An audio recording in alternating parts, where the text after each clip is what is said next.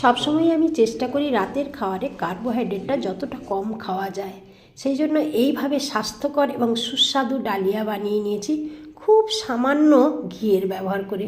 পুরো রান্নাটাই করব কম তাপে। বেশ কিছু সবজি নিয়ে নিয়েছি।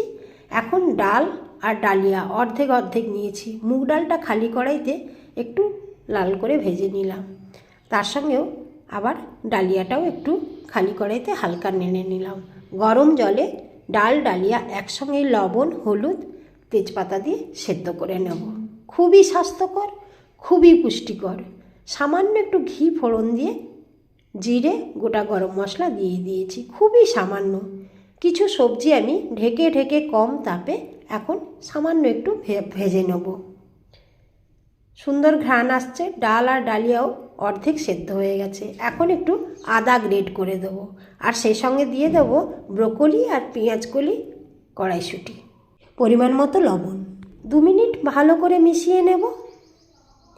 এখন দিয়ে দেবো সেদ্ধ করে রাখা ডাল আর ডালিয়া। এবার শুধু ধীরে ধীরে সবজিগুলো সেদ্ধ করে নেওয়ার পালা।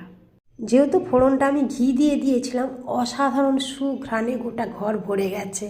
এর সঙ্গে মাছ মাংস ডিম সবই খাওয়া যায়, কিন্তু যেহেতু আমি দুপুরে চিকেন খেয়েছিলাম, আমার সারাদিনের খাদ্য তালিকাটা ব্যালেন্স রাখার জন্য আমি আজ শুধু ডালিয়াটাই খেয়ে নেবো রাতের খাবার।